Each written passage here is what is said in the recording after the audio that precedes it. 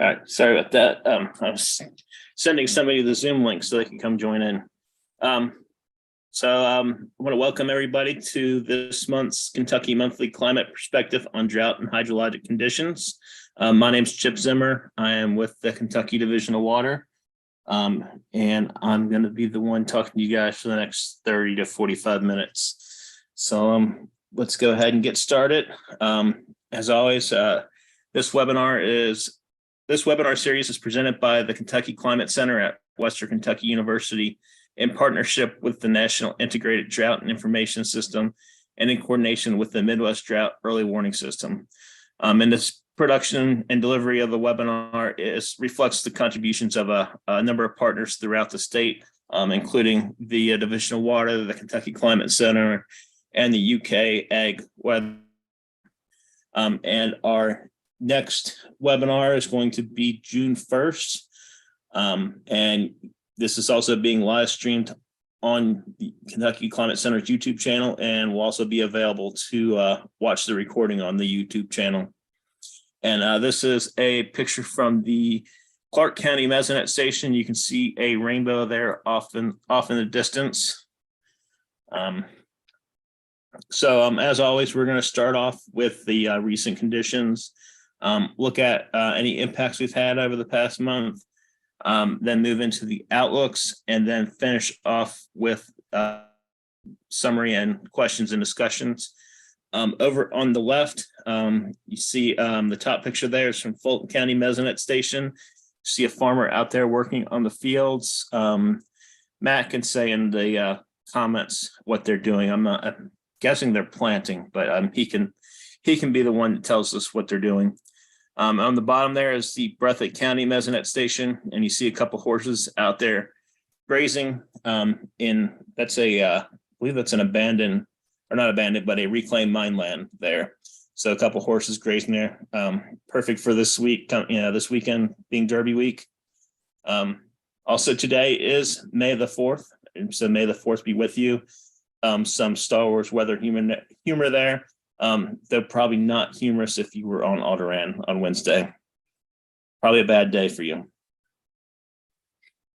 So looking at the 7-day precipitation, see everybody got some rain the past week, especially from a line from Louisville down to Muhlenberg County, Hopkinsville. That area got a little over an inch of rain. Elsewhere, a lot of the state got anywhere between a half inch and 3/4 of an inch of rain. A couple little pockets there. I went out to Purchase, and a little stripe there running through central Kentucky that got less than a half inch of rain, closer to a 1/4 inch of rain. Overall, for the past 30 days, little on the dry side for this time of year. Generally 2.5 inches, a few places a little over that, some places a little under that. Generally, this is one of the wetter times of the year, so typically we see some more rain than that in a 30-day period, but something we'll talk about a little bit more. Over the past 60 days, so going back to beginning of March, kind of increasing amounts as you go from the east to west. Northeastern Kentucky, 4 to 5 inches of rain over the past 60 days. Then a lot of the state in that 5 or 6, 7, 8 inches of rain. And then Western Kentucky, 7, 8 inches of rain there in those yellow areas. A little bit closer to normal, especially in central and Western Kentucky, what we see during March and April, a little drier over in Eastern Kentucky. And we expand it out to the beginning of February, include February. You can see bigger numbers, pretty much for Northeastern Kentucky in double digits, get a lot of 12-inch rainfalls. And then if you get out into the Purchase area, 14, 15, 16 inches of rain. So we started, especially February was a pretty wet month. March, more normal, and April's been a little bit dry. So looking at that, these are the percent of normals. You can see that in the 30-day. fairly dry across the entire state. Now, this doesn't include the very beginning of April, so there was some rainfall at the beginning of April, and hence that's why if you look at the down there, our April rainfall on average for the state was just over 3.5 inches, which is about a half inch below normal, which turns out to be about the 51st driest April on record out of 129 years. So a little dry, but overall about average or in the middle of the pack for in terms of precipitation for April. Looking at the spring so far, so that would be March and April, 8.84 inches of precipitation, which is just slightly below normal for. So overall, it kind of bounces out. We're about normal for the spring so far, but these last couple of weeks have been dry, and that's kind of showing up. And that's why you're seeing all that dryness in the 30-day. If you go look at 60-day, again, there's some precipitation at the beginning of March, so that's not on there. So it looks like March and April are just a little drier than they truly were. But in the past 60 days, you can see everybody pretty much was below normal for precipitation, but just slightly. And if you go down the 90 days, everybody's pretty much at or above normal for precipitation, especially along the Ohio River, and especially southern Indiana and Illinois. So temperature-wise, on average, April was about normal, but just slightly above normal. On average, the state was 56.6 degrees, which was 1 degree above normal. And that puts us as the 50th warmest April. So again, pretty much in the middle of the pack again. As far as spring temperatures so far, so March and April, 51.6 degrees, which is 0.6 degrees above normal. So, and looking at our daily minimum and maximum temperatures, see the minimum temperatures we're at are just slightly below normal. And then your average maximum temperatures were normal to above normal, especially in the eastern half of the state. Now, of course, normal is just the average of all the temperatures combined. So in reality, it's April, you're going to have peaks and valleys. And that's what we saw. We started the month off in a cold spell, and it quickly rebounded. It had some winters. See, average highs were in the 80s for one day there. Then a couple, then peaks and valleys. But really, this last week or so of April, down to April 23rd, 24th, we had some pretty cold nights. We did have a hard freeze over most of the state. This is the gauge in Lexington, so there's probably a tinge warmer there being in the city. But you see that past week or so, it's been cold, and that's kind of continued into May. The first couple of days of May have been cool, as we've noticed. Just a little teaser for that's that freeze. We had a frost this morning in some places. Probably the last frost we're going to see until we get into the end of the year. So something to look forward to. U.S. Drought Monitor. You can see we are still free of drought. But there are some areas popping up around us, down in Tennessee and West Virginia, a couple of little areas close to the border. Also a bigger area up in Illinois, coming out of Missouri there. And that's to a much larger area of drought that's been going on over in the plains there, just east of the Rockies, stretching from Kansas down to, or Nebraska even, down to Texas. And that's been an area of some extreme and exceptional drought. But look out in the western U.S., still some lingering drought out there, but huge improvements from where they were last year. Like I said, Kentucky, we are free of drought for right now, but we do need some rain. But we haven't hit, we're dry, but we're definitely not abnormally dry yet. And looking at that change map, you can see the D0 that has, or the one class degradation that's occurred down in Tennessee and also West Virginia, and then a lot of degradation over in Missouri, stretching to Illinois. And something to watch out for, because droughts do tend to move over time. They expand, they move, and so being close to us is something we need to watch out for, and because that could expand to us, but hopefully not. But you also see some improvements over in the Carolinas, Virginia, down in Florida, and a lot of improvement there in eastern Texas along the Gulf Coast there. So looking at soil moisture and stream flows. First off, starting with soil moisture, over the past couple of months, you may have noticed a lot more yellow and orange on this map. We recently found out that the NLDOS, which is the satellite data for soil moisture, a lot of the maps used, had some issues. It was reading areas, especially in the Midwest, Ohio Valley, a lot drier than they really should have been. And as a result, there was a lot of maps out there saying, hey, it's really dry, especially along the Ohio River. And I was like, huh, what? And it turns out that was true, that it was just reading stuff wrong. So the sport soil map has come up with they are bypassing that right now while they figure out what's wrong. So this is a more realistic map of what's going on. And you can see most of the state, the soil moisture is average, and some spotty areas that are just a little below normal. And if you look down at the top soil moisture, the areas that are short to very short for Kentucky, and this is the week ending on April 30th, about 14% of the state's topsoil is rated as short to very short. Still low, but that's a number that a couple weeks ago was 2%. So it has been creeping up. So again, you need some rain to knock that back down.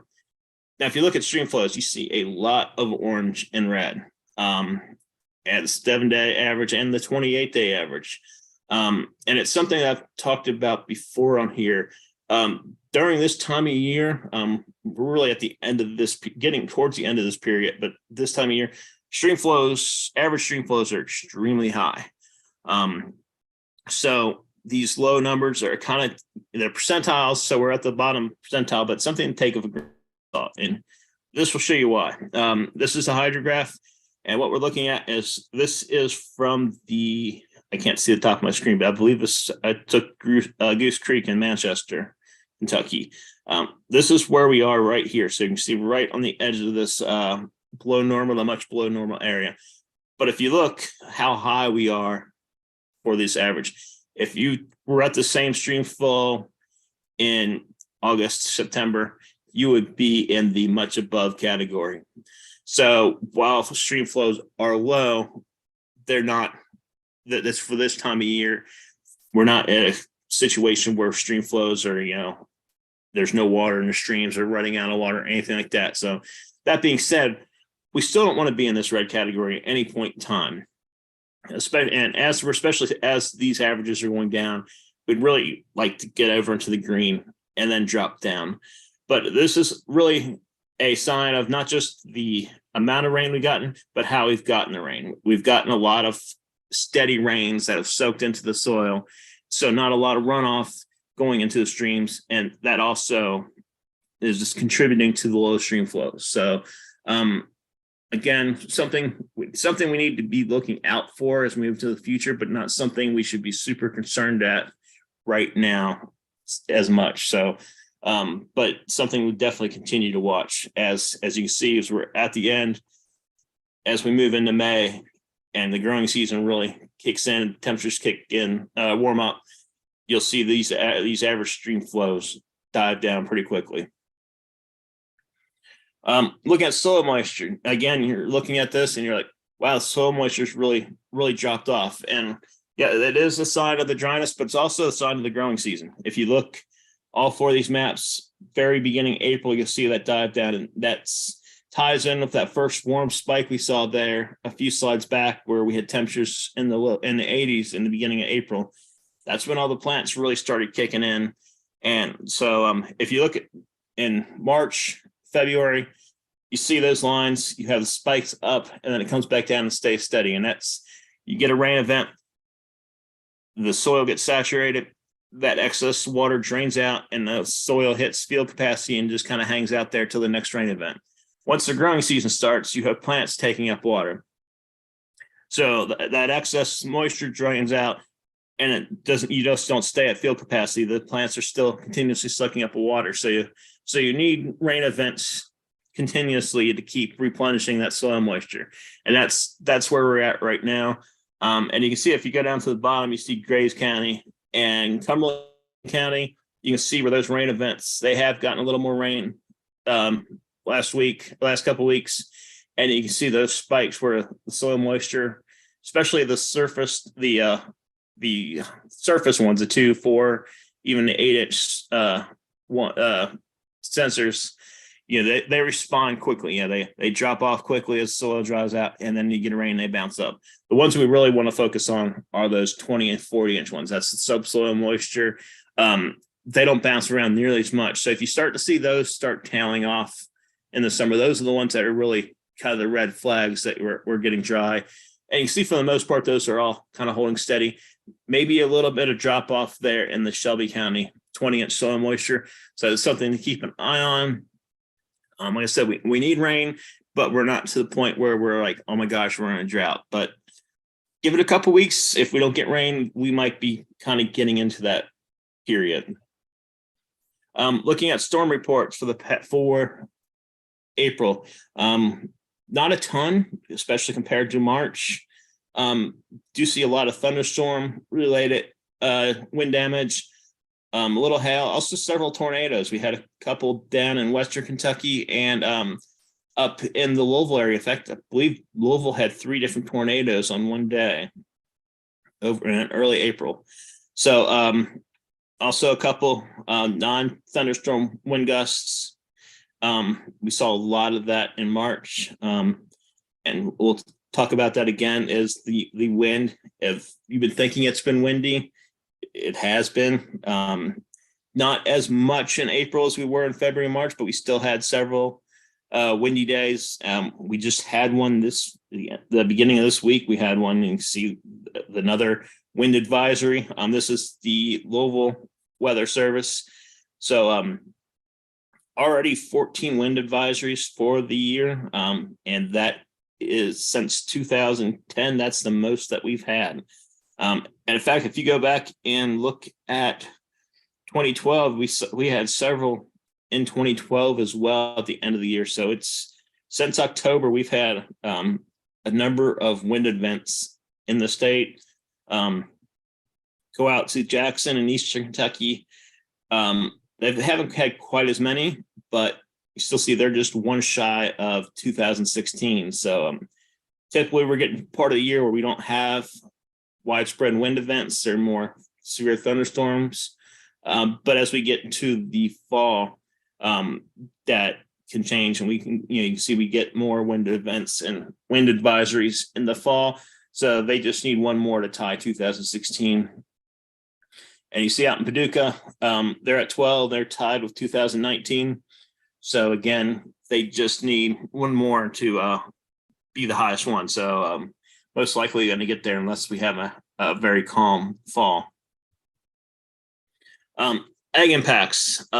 This is from Matt Dixon. With the warmer temperatures, especially in the first half of April, and soils that weren't super saturated, they weren't all muddy, so it was great for farmers getting out into the field. So as a result, we've got a lot of corn and soybeans planted. We're ahead of the 5-year average. The problem with that is they plant in early April, the plants start to come up, and then we had this freeze at the end of April. As a result, we had some losses to corns and soybeans. You can see here the pictures on the left here are of soybeans in the crook stage, which they're very vulnerable to frost and freeze at that point. And you can see some damage there. So unfortunately, there are some farmers that will be having to replant. Not sure how widespread that was, though. That's probably something we'll probably find out as we get farther into May. But you can see hay, pastures, a lot of that's still rated in fair to good. Just only 5% of hay is currently in poor or very poor conditions. So feedback we're getting from the extension agents are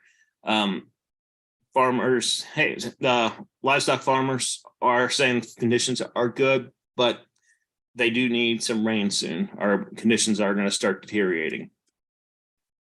Looking at crops and soybeans areas in drought, you see the eastern corn belt in good shape, starting the growing season off in good shape. As you go west into Nebraska, western Idaho, do have some areas that are already in drought to begin the growing season. So not where you want to start.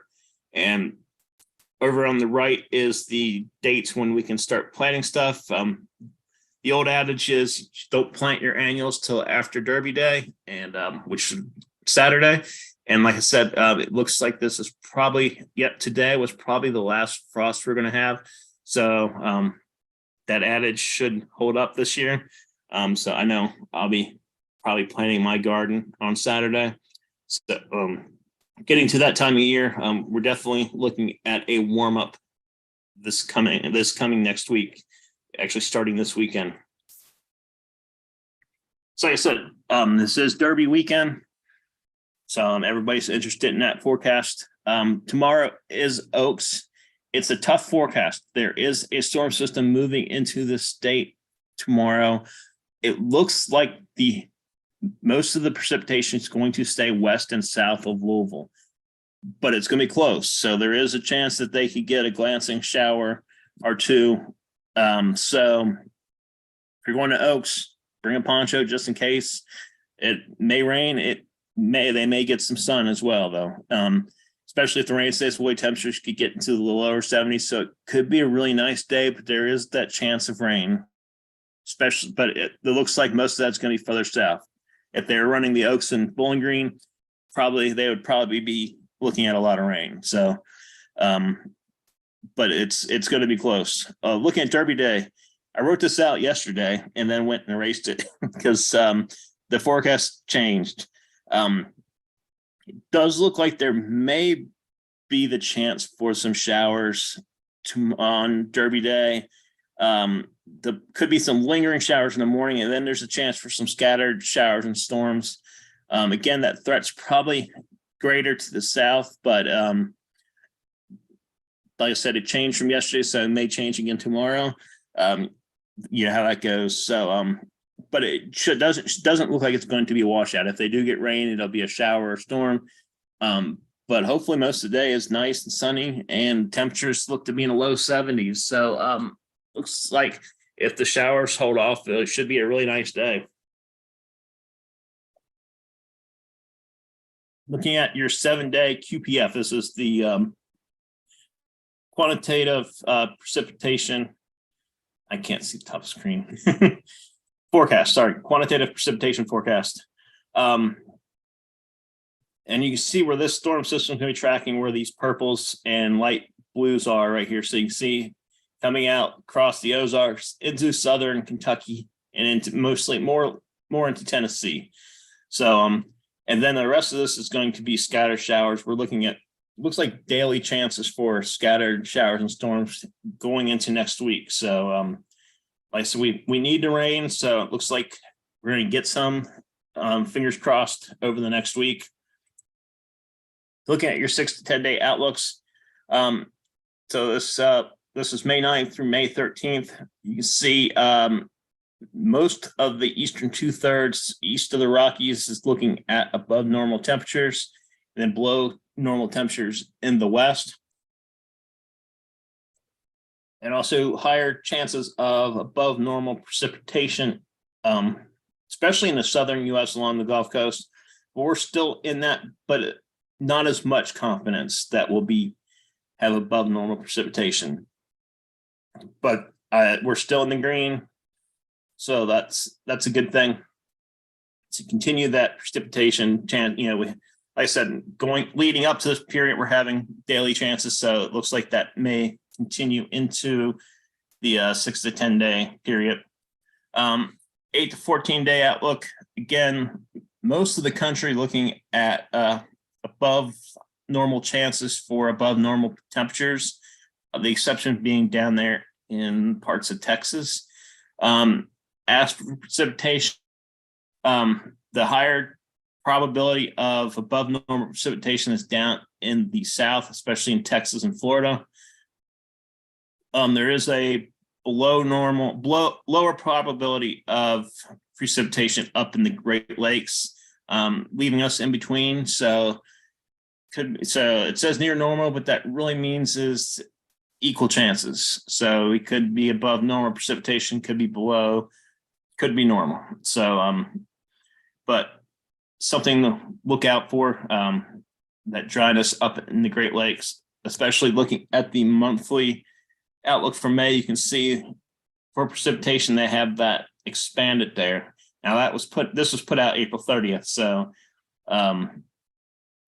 things have changed though. This was put out the 30th, and I know the 6 to 10 and 8 to 14 day outlooks a couple days ago showed this below normal bullseye over us, and that has changed. So maybe things have changed since then.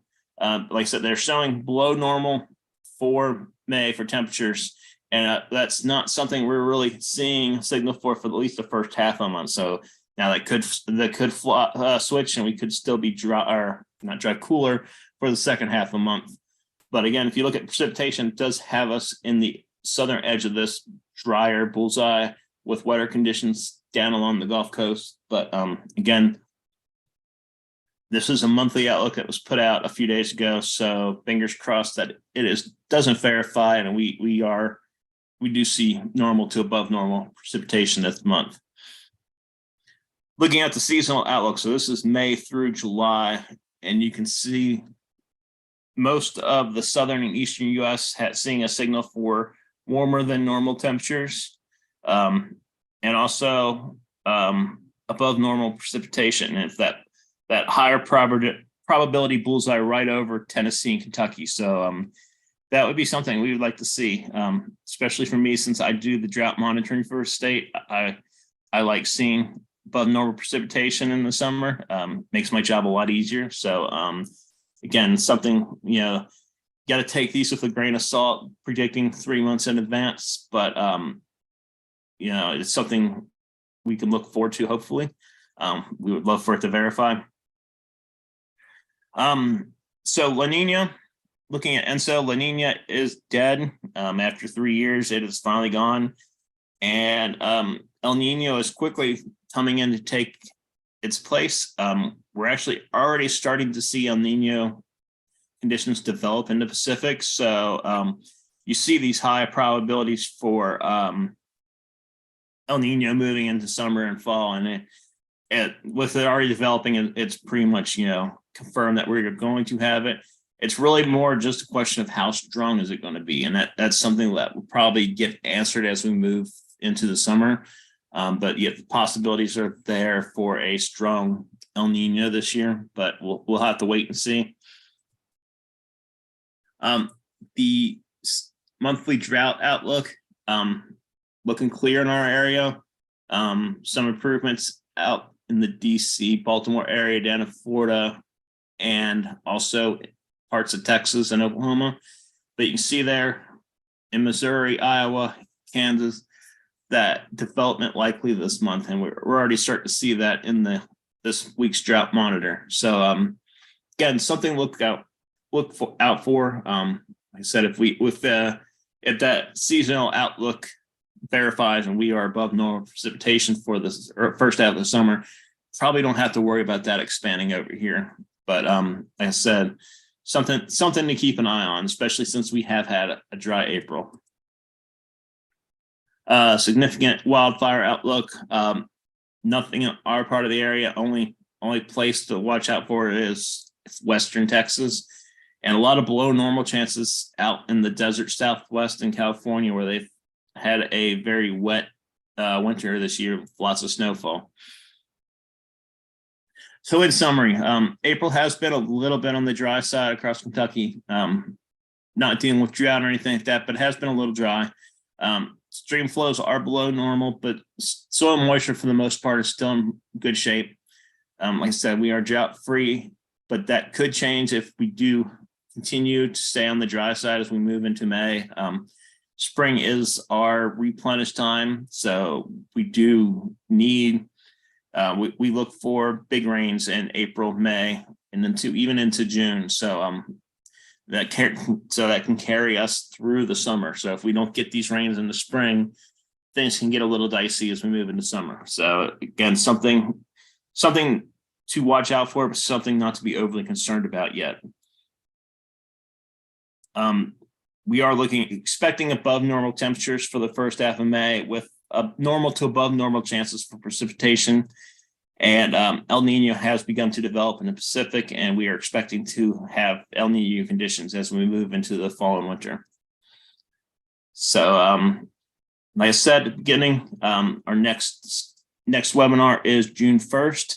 You can always reach out to myself or Bill Caldwell at the Division of Water, Matt Dixon at the UK Ag Weather Center, or Jerry Brodsky at the Western Kentucky University. He is our state climatologist. And as always, if you are seeing drought conditions or non-drought conditions, please go to this link and report impacts to the Drought and Hydrologic Impact Reporter. It is tied into the national one now, so everything gets sent to a centralized location for the entire U.S. But it is this survey is specialized for our state. So, but it all ties together with all the other rest of the country. So I thank you everybody for your participation, and let me go ahead and type any questions you have into the chat, or you can unmute yourself and ask them.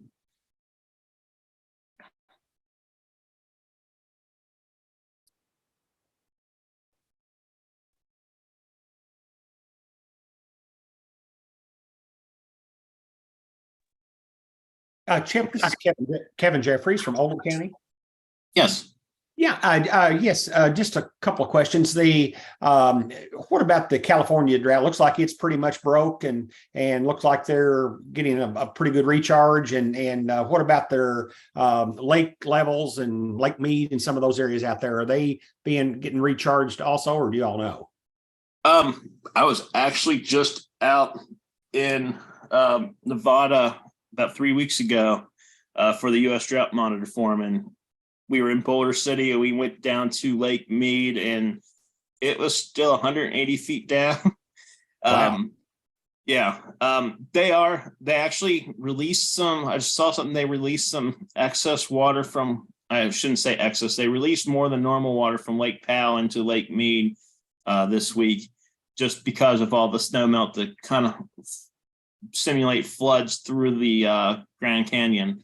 But those two lakes, while it's helping and they are going to come up a little bit, those are a result of decades of drought. Right. So those two lakes aren't going to recover anytime soon. But they also are safe from, last year they were talking about they were going to hit that critical level where they weren't going to be able to produce power anymore, and at least they've saved them from that point. So they have come up, but there's a long way to go. I think I think the reservoirs in California are in much better shape now. Right. They did get tons of rain and snow, so for California, they're in much better shape. But the big reservoirs down in Arizona still have a long way to go. Okay, thank you. And according to Ben Ruby and Matt Dixon, that picture they are applying fertilizer for the corn. So I was wrong. Not surprising. I did not grow up on a farm, obviously.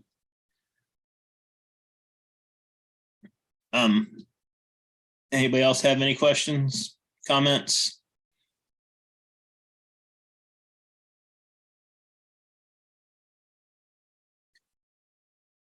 All right, then I guess we'll go ahead and wrap this up, and we'll see everybody back here on June 1st.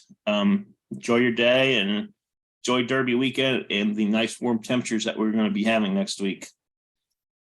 Bye. Thank you, Thanks, Chip. Chip. Thank you all.